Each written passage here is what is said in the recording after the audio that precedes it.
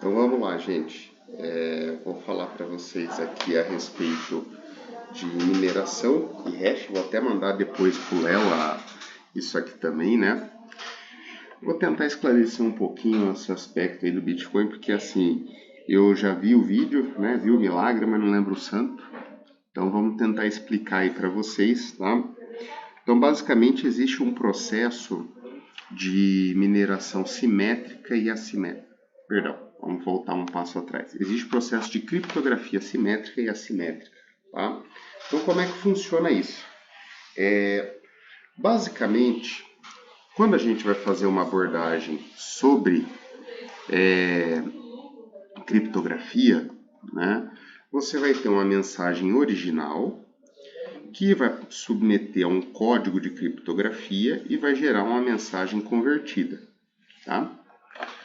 E aí assim, na assimétrica também ocorre o mesmo processo, tá? Só que qual que é a diferença de um para o outro, né? Se eu pegar, aqui tem gente que faz barulho, é complicado. Se eu pegar a convertida e conhecer o resultado da conversão e o código de criptografia, eu consigo reverter para a original. Na assimétrica, né, esse processo de conversão simplesmente não ocorre. Vou usar uma cor diferente aqui, vou usar o preto mesmo. Simplesmente não é possível, né? Então, se por exemplo no assimétrico eu quero fazer um processo de verificação, né, se o código convertido é verdadeiro ou não, a única alternativa que eu teria seria resubmeter a mensagem teste e, após submeter, ver se o resultado é o mesmo. Se o resultado é o mesmo, match, deu certo. Se não, não. Tá? Então, vamos para exemplo prático disso aqui, para vocês entenderem. Então, vamos começar falando do exemplo da simétrica. O exemplo mais óbvio da simétrica, eu vou até apagar já isso aqui para liberar espaço. Eu não quero apagar essa parte aqui, deixa eu apagar aqui, ó. Pronto. Então, o exemplo da simétrica que eu dou para vocês é muito simples, tá? Vamos usar um exemplo aqui, né? Eu vou fazer um exemplo bem tonto. The book is on the table. Né? The book is on the table. Né? O que é isso aqui? Isso aqui é a mensagem original. Qual que é o processo? Criptografia.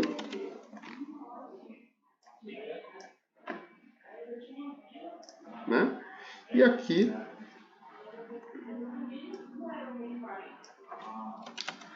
o livro está na mesa. Em inglês não é lá essas coisas, não lembro se é sob a mesa ou se é na mesa, mas em princípio está na mesa, tá? Se eu pegar, conhecendo a regra e conhecendo o resultado final, eu consigo chegar no original. The book is on the table, né? Então ele é interconvertido. Querem um outro exemplo legal? Vamos descer aqui, ó. Lá no nosso processo de RNA, né? Então, se eu for fazer uma comparação, basicamente nós temos um código original, vem os RNAs aqui, né, no processo de tradução e trazem os peptídeos com, né, as proteínas para fazer as proteínas, não, os aminoácidos para construir a proteína, né?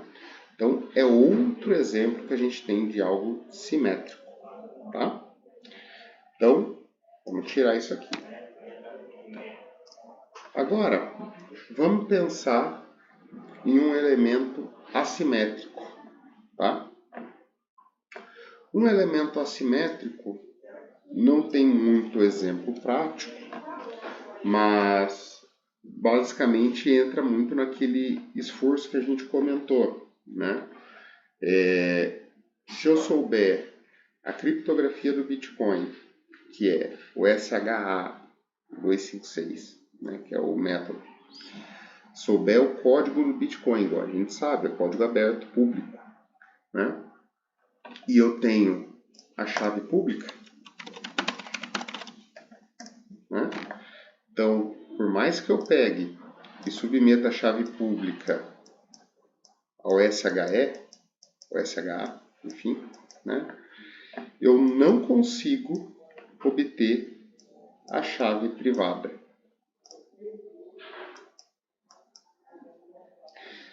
Por isso que a melhor analogia quando a gente fala de uma carteira é exatamente a analogia de uma caixa de correio com duas portinholas, né?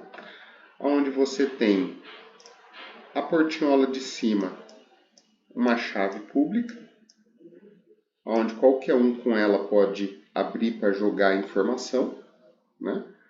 Então, no caso, enviar bitcoins. E a portinhola de baixo é a chave privada, onde basicamente é onde você abre e pode pegar a carta, né? Então a carta vem aqui em cima, cai por gravidade aqui embaixo, aí só abrindo a privada você consegue pegar, né? Só imagine uma altura infinita aqui, porque, né, para não... encheu a caixa de correio, consegue pegar aqui em cima. Não, tá? Imagine uma altura infinita, tá? Só para garantir isso. E para a gente finalizar esse tipo de análise aqui, vamos falar de mineração e as complexidades, tá? Então, se eu não me engano é Ctrl+Shift+N que limpa a tela inteira. Não lembro. Deixa eu apagar isso aqui. Ih, menino, tentei apagar aqui, não deu certo, é? Delete. Tá de mal comigo o negócio, não funcionou. Mas tá bom. Deixa aqui, eu vou fazer diferente. Vamos descer. Eu não acredito que...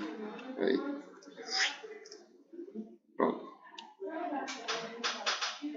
Pronto, não quer apagar, a gente dá outro jeito. Então vamos lá, voltei para o quadro branco. Então como que funciona o processo de mineração, né? Então quando você tem a rede, você basicamente vai ter ali múltiplas transações. Cada tracinho desse é uma transação. Então, João enviou para Pedro e a quantidade, tá? Pronto. Então você vai ter todas essas informações aqui listadas. O minerador basicamente vai pegar usar o pincel vai ser mais fácil. Basicamente vai pegar essas informações, vai ordenar, tá? Vou colocar ordem, né?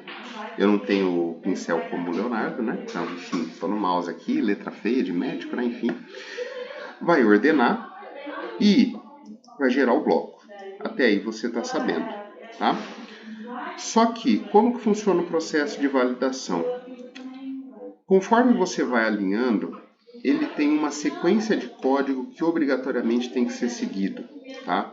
Então, obrigatoriamente, você vai ter que ter um 0,001 antes da hash convencional, tá? E esse número que vai ser gerado, ele basicamente vai depender dos componentes que você está alinhando, tá? Por que isso é importante? Porque quando existe um número de transações muito grande e você consegue minerar o bloco num prazo muito curto de tempo, né, então inferior a 10 minutos, a rede, isso persistindo, a rede aumenta o nível de dificuldade, naturalmente. Como que a rede dificulta a dificuldade? O mesmo programa que está no minerador está também nos nodos do Bitcoin. Os nodos são os locais onde armazenam as informações, né? Então, basicamente, toda a rede entende que tem que se aumentar a dificuldade. Então, se algum minerador, algum nodo não tiver uma falha e não perceber isso, o resto da rede percebe, pela própria programação, ela já é programada para isso, e não aceita quem não aumenta a dificuldade. Então ela naturalmente vai caminhar nesse sentido. E obrigatoriamente, como é que funciona a dificuldade? Basicamente esse aqui de 001, né? Vai ter que, por exemplo, ter um 0,00001 e fica mais difícil. E 0,00001 e assim vai aumentando. Se as transações começam a ficar muito difíceis e começam a passar de 10 minutos, ocorre o processo inverso. E aí, basicamente, o cálculo fica menos complexo e passa a encolher. Então, se antes, ao ser muito rápido, vinha para cá, agora, ao demorar demais, vem para cá. Se o governo decidir fechar os mineradores Bitcoin tudo, acabar com os pools, perseguir, né? Porque hoje tem que ter uma porrada de mineradores. Isso não daria problema? Não. No curto prazo daria, óbvio. Você teria uma demora muito grande. Mas a rede, percebendo a demora, iria diminuir a complexidade e eventualmente poderia chegar a um ponto onde até um computador comum, onde até uma CPU, um caso ultra extremo, guerra nuclear, acabou o mundo, né? Onde até uma CPU, não precisaria nem ser uma GPU, poderia minerar novamente, igual era nos tempos de Satoshi Nakamoto. Então, por isso que a rede Bitcoin é algo tão resistente, né? Então, é esse processo de criptografia que garante o equilíbrio, tá? Eu mandei alguns vídeos lá no grupo, além desse que eu estou fazendo. Então, a intenção é justamente que isso aqui complemente a informação para que vocês entendam mais sobre Bitcoin. Beleza?